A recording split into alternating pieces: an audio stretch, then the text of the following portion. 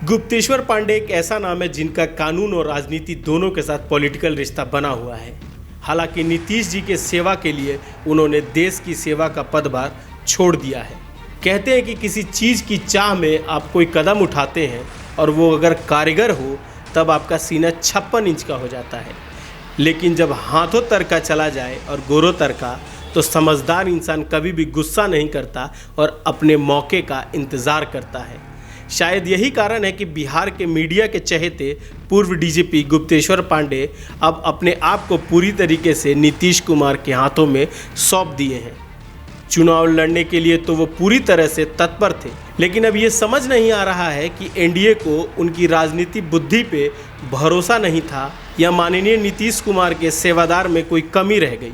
अब जो भी हो, लेकिन एक बात तो साफ है कि इस बार बिहार की जनता अब बिहार के रॉबिन हुड को चाहते हुए भी मत नहीं दे पाएगी। एक प्रेस कॉन्फ्रेंस में गुप्तेश्वर पांडे जी ने बताया कि हम चुनाव तो लड़ना चाहते थे, लेकिन शायद समीकरण ठीक नहीं बैठा, जिस कारण चुनाव नहीं लड़ पाएंगे। लेकिन अभी भी वो पूरे तरीके से तन मन से एनडीए के साथ हैं, साथ थे और साथ ही रहेंगे।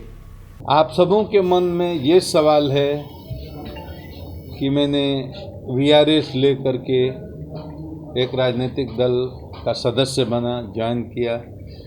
बिहार के माननीय मुख्यमंत्री श्री नीतीश कुमार ने अपने दल की प्राथमिक सदस्यता उनको दिलाई, तो मैं उस सदस्य की हैसियत से अभी भी जदयू में बना हुआ हूँ, उनके पार्टी का अनुशासित सिपाही हूँ।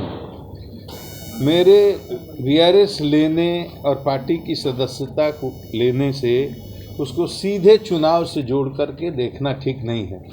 चुनाव लड़ने की संभावना थी, मैं हमेशा कहता रहा चुनाव में लड़ सकता था, किसी कारणवश ये समीकरण नहीं बैठा। राजनीति में बहुत सारी मजबूरियां होती हैं, तो मैं इस बार विधानसभा का चुनाव नहीं लड़ रहा हूं, लेकिन मैं एनडीए के साथ हूं, एनडीए के साथ रहूंगा। और जहां भी पार्टी एनडीए मतलब नीतीश जी का जहां भी आदेश होगा और भाजपा का, मैं दोनों दलों के लिए जहां ज़रूरत पड़ेगी वहां अपने प्रभाव का, अपने गुडविल का इस्तेमाल करूंगा। प्रचार में जाने की ज़रूरत होगी तो प्रचार भी करूंगा। अब तो मैं स्वतंत्र हूं और एक राजनीतिक पार्टी का कार्यकर्ता हूं, पॉलिटिकल आदमी हूं, तो पॉलिटिक्स में सबकी भूमिका निर्धारित होती है। अब पार्टी मेरी जिम्मेदारी तय करेगी और जो जिम्मेदारी तय करेगी उसको निष्ठापूर्वक मैं उसको निभाऊंगा। जहाँ तक मेरे बारे में आपकी जिज्ञासा होगी, तो मेरे बारे में एनडीए के लोग सोचेंगे कि क्या करना है। मुझे अपने बारे में कुछ नहीं सोचना है और अपने बारे में कुछ नहीं बोलना।